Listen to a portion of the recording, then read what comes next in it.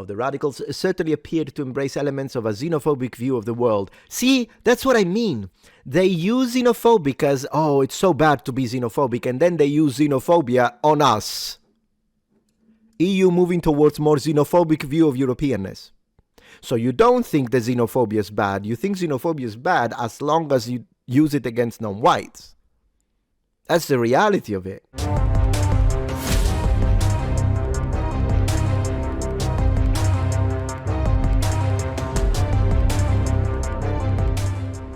You may not know that in September of 2024, there was a report by the European Council of Foreign Relationships.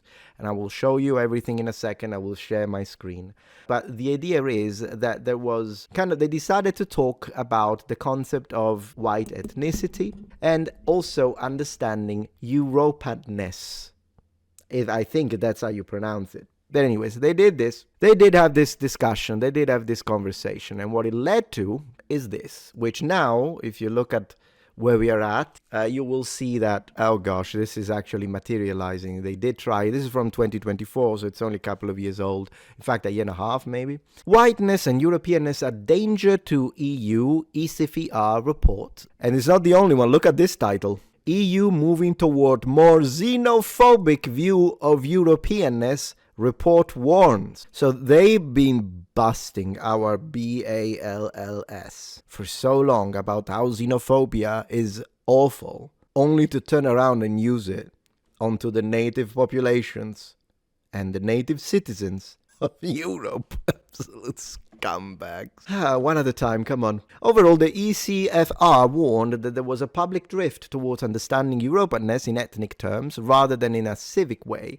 it viewed as more constructive. Do keep in mind this. I don't care this is a year old, because what did they do? What did they do in these years? And were you aware of this, that this was being spoken in Parliament at the European level? If you weren't aware of this, then it's important to be aware of it, because it kind of explains the migratory waves and all of the anti-European sentiment that has been pushed. The European Council on Foreign Relationships, not a clown on TikTok. And we paid for it. So, the European Council of Foreign Relationships has published a report warning of the danger that whiteness and Europeanness pose to the European Union. So next time that you hear someone complaining about European natives who talk about the dangers of, for example,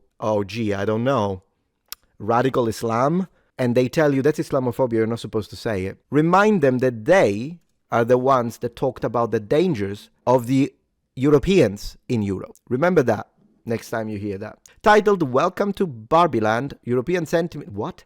European Sentiment in the Years of Wars and Election. The September 25 report discussed how many people have become visibly disillusioned with the European project in a way that has surprised those supportive of the bloc. Rather than citing economic or energy issues faced by the EU, the report blamed, among other things, how white the MEPs elected by EU citizens are following the 2024 European Parliament elections in June. In most countries, non-white and Muslim people were underrepresented in candidate lists. Of course, because they're minorities, you clowns.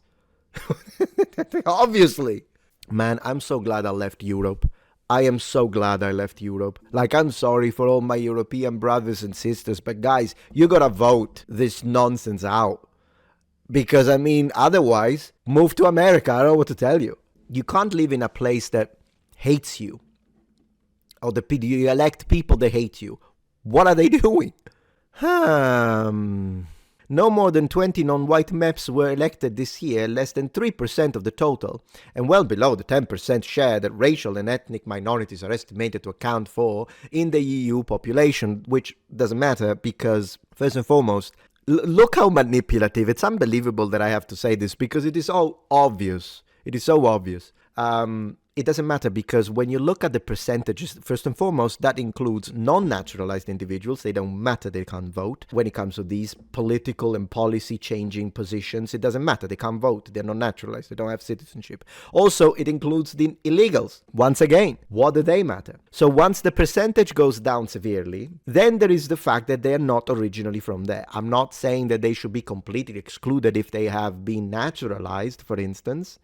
And I don't know, they started a family, they're respectful of the country, they're respectful of the culture, because let me tell you this much, if there's one of those that hates everything about us, then I wouldn't even give him citizenship because of that, but that's just me.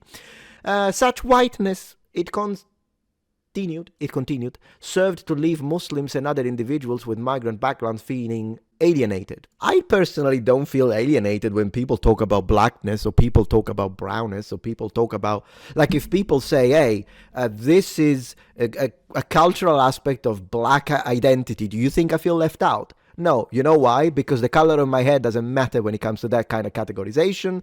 Therefore, it's not about me. Not everything has to be about the self. You don't have to be everywhere. It's okay for spaces to be, or talks, or subjects, to not include literally everyone, everywhere, all the time. I've said this about history a lot. When the BBC makes the cartoon, they have a section about the freaking Britannics that has every other shop there is a black Britannic. Well, that's misrepresentation. It's not true. It didn't happen. It wasn't the case. Not true. Massive announcement. Check this out. You're gonna love it. As many of you know, or at least I think you know, I've been writing a book, my new journey into becoming an author. I've mentioned this on a few videos and on X, but this book was indeed crowdfunded. Now, any person who has donated or will donate to the crowdfunding will receive a full audiobook, and this is crowdfunding exclusive. So, as a way to say thank you to the people that have donated and supported my dream of becoming an author, if you have a minimum of $5 donation, you will receive the entirety of the audio file of the book, recorded by me with my voice, no AI involved, as a crowdfunding exclusive reward. This applies retroactively, so for all 262 donors that I've had so far, you'll get this, and anyone who decides to donate $5 or more, thank you very much, never expected, always appreciated, then you will be guaranteed a audio file of the book by the end of the crowdfunding campaign. Important, once the crowdfunding campaign is over, this audiobook version will not be made for sale. So this is, once again, crowdfunding exclusive. It's a perk. If you're interested in the audiobook, click the link in the description, and thank you so much. The report went on to say that the decision of many Europeans to vote for more right-leaning parties has exacerbated such feelings of alienation. No. So what happens is that you clowns attack these people because you say being white is bad. We need to be normal. We need to be xenophobic. We need to hate being European. We need to hate. So of course people are gonna vote for the other side. You are producing votes for the other side, literally. Or what are they gonna be? Not everyone is gonna, propaganda is a powerful machine, but it doesn't work on anyone. So yes, there will be the self-loathing, blue-haired, white liberal women that will self-loathe. And by the way, if you think I'm making this up, the other day I was on, not the other day, when there were the ice incident and the lady died. What's her name? Good was her surname, right? I don't remember her name. Anyways, she got shot, the whole situation happened. And then they interviewed this liberal woman, American. And they're like, so what do you think of this? And obviously you're expecting that she's going to be like, oh, ICE are Nazis, fascists, and all that kind of stuff, which of course she did. Fine. No, what really struck me is that she's saying, oh, so she died, and I felt like crying about it, but then I stopped because I thought, but she's white, so it's wrong of me to with all the terrible things that happen to brown and black people, I shouldn't be crying for a white woman. What? I watched it, guys. I watched it. I saw it with my own eyes. So when you create that level of self-loathing, I get it. But the problem is that you can use all the propaganda you want, but a lot of people will see through your bullshit. And that's why we need to stop propaganda on children, because when the propaganda is pushed on the children, then they grow up with that, and their brains are so malleable because, of course, the prefrontal cortex is not completely formed. And in fact, considering how young the children in question are, when they begin to get exposed in our schools to the propaganda, it's not even a matter of prefrontal cortex formation. It's a matter of freaking object permanence to how young they are. But I'll leave it at that. Because those, if they are, you can literally teach a child to think anything is fine. Why do you think there was a thing such as Hitler's youth? Because if it's a child, you can bring them up to think that anything is normal. And that's why we need to do something about it. right?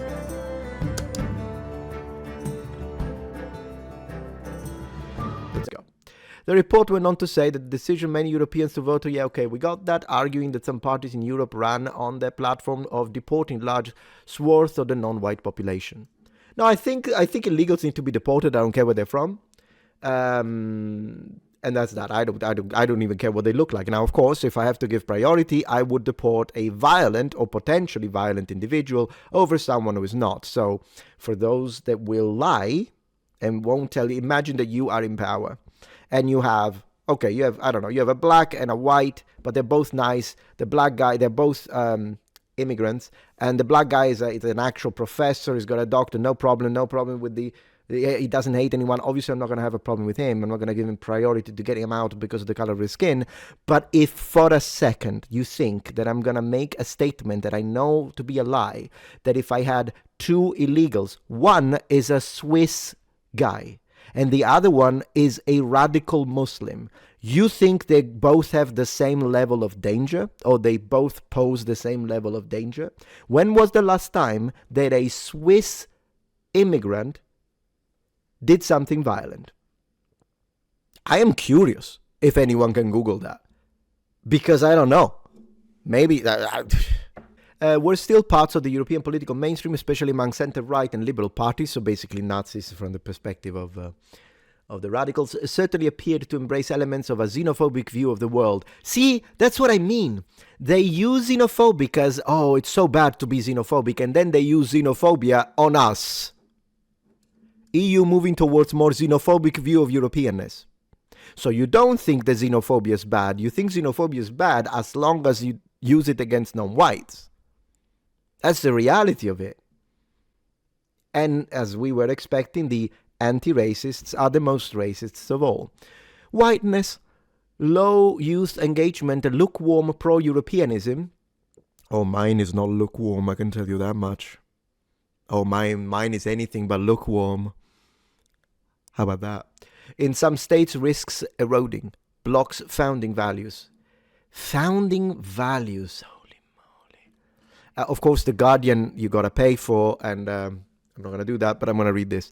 Voting patterns and polling data from the past year suggest the EU is moving towards a more ethnic, closed-minded, and xenophobic understanding of Europeanness. You know, I'm going to go all linguistic on this. Xenophobic, phobia, meaning... Guys, this is why they're a bunch of clowns. Xenophobia, noun, dislike or prejudice against people from other countries. Thereby, European Union of Clowns, you cannot be xenophobic against Europeans and white people because they're not from other countries. Do they even know the meaning of the words they use at this point? That's my question, really. That is my question, my friend. So if you didn't know that this council situation happened, now you do, my friends. Oh my gosh. Blind spots, they call it. This is not a paywall. Actually, it is. We are committed to keeping equality reporting them by registering. I need to register and provide. Okay, maybe we'll do it so that I can read. Not now, no. Oh my gosh, the xenophobia. My gosh. As reflected in the EU's new Migration and Asylum Pact, adopted in April, or in political proposals to send refugees to third countries, both of which raised major human rights questions.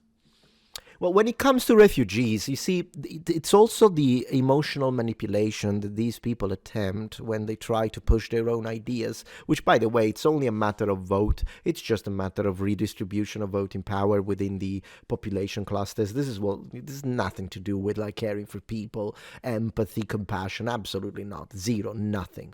It's just about how can we make sure we are the next in power. Well, they're not voting us, so we gotta change the demographics. It's really what it is. It's really what it is. But regardless, when I see this kind of manipulative language where they tell you, oh, they want to send back the refugees because they're racist. Well, if they are real refugees, real refugees, no one has anything against helping people who are running away from countries with war and terrible situation, as long as it's done within the limitations of the budgets and in general the system that a country has. What that means is that first you take care of your citizens. So if you've got citizens, if you have a monstrous unemployment rate, if people that are born in your country, if there is a level of poverty that is insane, then I'm sorry, but you do not have the resources to take care of the refugees, maybe a few, but that's going to be it. But if you're a country that has a surplus, generally speaking, employment rate are okay, the people are not struggling too much, then yeah, of course, within reason, you can have a budget to try and help other people. I think it's a right thing to do. But one, they need to be real refugees. And two, it needs to be, like, they call them refugees, but a lot of the time, these are frauds. They come, they exploit the system. They're not running away from war. They're not running away from disease. They may be running away from poverty, which of course I sympathize with, but I do not sympathize about the frauds of millions where these people end up having so much more money than the average hard-working American in America. Absolutely not. So when they say refugees, are they real refugees or are they fake refugees? Because if they're fake refugees, absolutely they need to be pushed out of this country. 1,000%. Any country, in fact. And in America, they're working on it. There is the work of, what's his name, Shirley guy, that was like reviewing all the situation that happened with, man, this guy took down a freaking governor. Tim Walz, unbelievable. But they will use the term, they will tell you no one is illegal, because that way they're telling you at a human level no one is illegal. Yeah, on planet Earth, but countries exist. And among other things, since we mentioned the Pope earlier on, His Highness, Holiness, currently Pope Leo, that tells us, oh, we need to be nice to the poor immigrants, illegal immigrants that you want to send back. It's wrong. And yet he has like still up his medieval walls around the Vatican. And if you've never been to Rome, I've said this multiple times, but if you go to the surrounding area, still in Rome, but right near where you can see the Vatican walls, just under it, are filled to the brim with homeless people. It's not like the Pope opens those doors. Now does he? Not to mention he wouldn't even need to, because the Catholic Church owns a massive percentage of houses in Rome city. They own them. So, I mean, if he really wanted to. And besides, the Vatican is its own state. He wouldn't even have to ask for the Italian government permission to house them. Kick out some of the priests at this point and swap them with illegals if you really like them that much. They are illegal in Italy. I guess in the Vatican, you're the king. So you choose the laws. At this point, say, no, we have an open border. No, they don't. They have as shut as a border can be. Which, by the way, I see nothing wrong with it, since hell has open borders, but heaven has strict immigration law. Let's go. Let's see. Such a drift, it added, overall, the ECFR warned that there was a public drift towards understanding European as in ethnic terms rather than in civic way. It viewed more as, okay. Well, it is, but being a European, or even being white, is a matter of ethnicity. And it's not a matter of civic. It's not just civic. It may include civic aspects. But what are we going to say then? That someone comes from freaking Nigeria, but he's European because civic, what are they trying to do? And when I say ethnic, as I have explained many times, not explained because I know better, well, know better than them for sure. I'm not saying I know better than you guys. You correct me all the times and I appreciate you. But ethnic is not just race. So when they tell you, oh, Europeanness is not just about ethnic, it's because they're using it as an alternative with the same meaning of race. But ethnic, while it does include race and in fact common ancestry, and generally speaking people with the same ethnicity look alike, so there is kind of common genomic ancestry, but it's also culture, religion, mythology, music, like there is a lot, language, all of that is ethnicity. And ethnicity is a much more complex and deep concept than just race. So yes, being European is absolutely it's fine to say it's an ethnic component, and which has its own varieties. So you can be ethnically Italian, you can be ethnically French, ethnically English, ethnically German, and then and there is that. There's nothing wrong with it. And once again, remember that the easiest way to see if someone is arguing in bad faith or in good faith when it comes to these kind of nomenclatures, when they tell you, we want to say it's more civic rather than ethnic because, all right, do you do it with black people? And the answer is no. If the answer is no, and they only do it with one, then you know they're arguing in bad faith. Because you see, I wouldn't be against people discussing new ideas. I could still be against the ideas, but I wouldn't be calling them clowns just on the matter of, oh, they are asking to redefine technical vocabulary in certain aspects, as long as they didn't have double standards. But when I see that there is a lack of, what could you say, connection, maybe we could say, like they only apply it to one time, well then no, then you're arguing in bad faith. And so there is that. Let me see. Some of the claims used by the ECFR to argue that whiteness and Europeanness posed a danger to the EU. How am I not going to get my blood boil? So it's not the illegal criminals that are raping the women and are attacking children and are causing actual criminal damage against the local populations, with women being scared of going out at night. They're not the ones posing danger. That's racist to say. Even though I'm not attacking the whole race, I'm attacking the criminals specifically that I want out. No, being white and European is what, according to the ECFR traitors, is what poses a danger to the Europeans.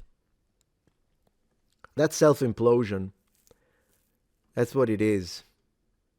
Unbelievable, guy. Brussels, yeah, Brussels sprouts is all Brussels should be doing these days. Diversity is the future, they say.